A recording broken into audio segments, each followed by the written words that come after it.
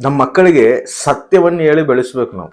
ನಾವೆಲ್ಲರೂ ಏನು ಮಾಡ್ತೀವಿ ಅಂದರೆ, ಲೋಕಜ್ಞಾನನ ಸಂಪಾದಿಸಕ ಲಕ್ಷಗಳು ಇಟ್ಟು ಫೀಸ್ಗಳು ಕಟ್ಟಿ ಆ ಜ್ಞಾನ ಸಂಪಾದಿಸಕ್ಕೆ ಕಳಿಸ್ತೀವಿ.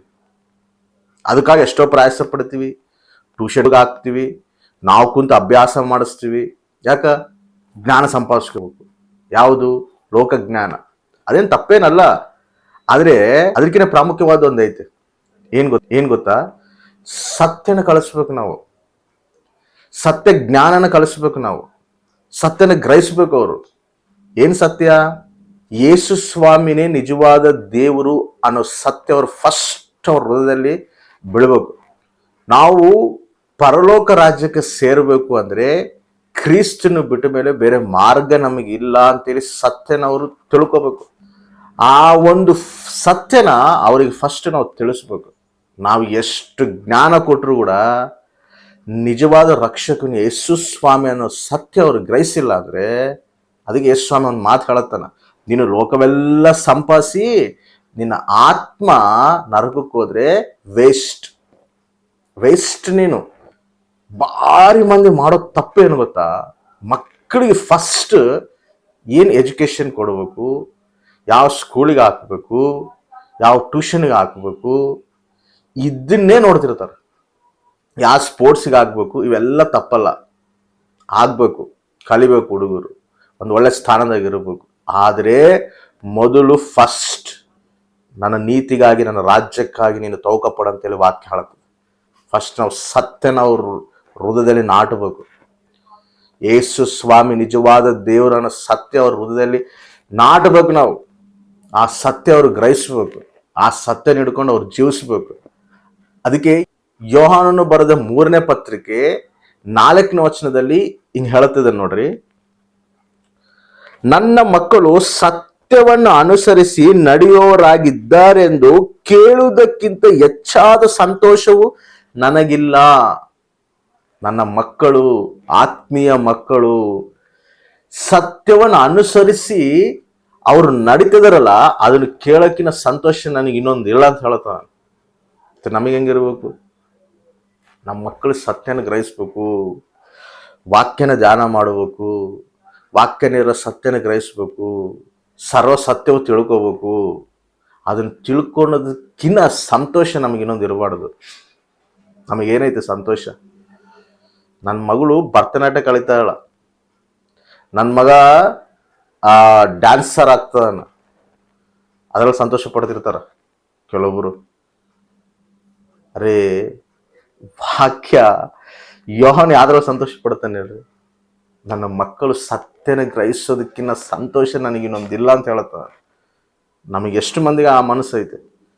ನನ್ನ ಮಕ್ಕಳು ಸತ್ಯನ ಗ್ರಹಿಸ್ಬೇಕು, ಆತ್ಮ ಸಂಬಂಧವಾಗಿ ಬೆಳಿಬೇಕು, ದೇವ್ರಿಗೆ ಸಾಕ್ಷಿಯಾಗಿ ಜೀವಿಸ್ಬೇಕು, ದೇವ್ರ ರಾಜ್ಯ ನನ್ನ ಮಕ್ಕಳು ಕಟ್ಟಬೇಕು, ದೇವ್ರ ಚಿತ್ತ ನನ್ನ ಮಕ್ಕಳು ನೆರವೇರಿಸ್ಬೇಕು, ಸತ್ಯ ಪಕ್ಷ ನನ್ನ ಮಕ್ಕಳು ನಿಂತ್ಕೋಬೇಕು ಅನ್ನೋ ವೈರಾಗ್ಯ, ಆ ಮನಸ್ಸು ಎಷ್ಟು ಮಂದಿಗೆ ಐತೆ ನಮಗೆ ಅನ್ಸ. ನಮ್ಮನ್ನು ನಾವು ಪರೀಕ್ಷಿಸ್ಕೊ. ನಾನು ಪೇರೆಂಟ್ಸ್ ಮೀಟಿಂಗ್ಗೆ ಸ್ಕೂಲಿಗೆ ಹೋದಾಗ ಭಾರಿ ಮಂದಿ ಪೇರೆಂಟ್ಸ್ ಕಂಪ್ಲೇಂಟ್ ಮಾಡೋದೇನು? ನನ್ನ ಮಕ್ಕಳು ಜಾಸ್ತಿ ಮೊಬೈಲ್ ನೋಡ್ತಾರ, ನನ್ನ ಮಕ್ಕಳು ಜಾಸ್ತಿ TV ನೋಡ್ತಾರ, ನೀವು ಹೇಳ್ರಿ ಮೇಡಮ್ ಸ್ವಲ್ಪ. ಯಾಕೆ? ಇವ್ರಿಗೆ ಅದನ್ನ ಹ್ಯಾಂಡಲ್ ಮಾಡೋಕೆ ಆಗೋದಿಲ್ಲ, ನೀವಾದರೆ ಹ್ಯಾಂಡಲ್ ಮಾಡ್ತೀರಿ, ನೀವು ಹೇಳ್ರಿ ಅಂತ. ನಿನ್ನ ಮಕ್ಕಳಿಗೆ ನೀನೇ ಹ್ಯಾಂಡಲ್ ಮಾಡೋಕೆ ಆಗಿಲ್ಲ ಅಂದರೆ, ನಿನ್ನ ಮಕ್ಕಳು ನೀನೇ ಸರಿಪಡಿಸ್ಕೊಳಕ್ಕೆ ಆಗಿಲ್ಲ ಅಂದರೆ, ಇನ್ನು ಯಾರೋ ಹೆಂಗೆ ಸರಿಪಡಿಸ್ತಾರ, ಹೆಂಗೆ ಕಳಿಸ್ತಾರ? ನೀನೇ ನಿನ್ನ ಮಕ್ಕಳ ಕುಂತು ನಿನ್ನ ಮಕ್ಕಳಿಗೆ ಸತ್ಯನ ನೀನು ಹೇಳಿಲ್ಲ ಅಂದರೆ, ಸತ್ಯನ ನೀನು ಅವ್ರಿಗೆ ಹೃದಯದಲ್ಲಿ ತುಂಬಿಸಿಲ್ಲ ಅಂದರೆ, ಬೇರೆಯವ್ರು ಹೆಂಗೆ ಹೇಳ್ತಾರ? ಅವ್ರ ಮಾತು ಹೆಂಗೆ ಕೇಳ್ತಾರ? ಅವರು ಕೇಳೋದಿಲ್ಲ. ಫಸ್ಟ್ ನಮ್ಮನ್ನು ನಾವು ಸರಿ ಮಾಡ್ಕೋಬೇಕು. ಮೊಬೈಲ್ ನೋಡ್ತಾರ, TV ನೋಡ್ತಾರ ಅಂದ್ರೆ ಫಸ್ಟ್ ಆಫ್ ಆಲು TV ಮನೆಗೆ ಇರೋದಕ್ಕೆಲ್ಲ TV ನೋಡೋದು. ಆ TV ಯಾರಿಗೆ ಬೇಕು ಗೊತ್ತಾ? ಫಸ್ಟ್ ನಮಗೆ ಬೇಕು. ಯಾಕಂದ್ರೆ ಸೀರಿಯಲ್ ನೋಡ್ಬೇಕು, ಇವಾಗ ಯಾವ ಬಿಗ್ ಬಾಸ್ ನೋಡ್ಬೇಕು, ಇವೆಲ್ಲ ನೋಡ್ಬೇಕಲ್ಲ. ಮತ್ತು ಇವೆಲ್ಲ ನೋಡದಿಲ್ದಂಗೆ ನಮಗಿರೋಕ್ಕಾಗೋದಿಲ್ಲ.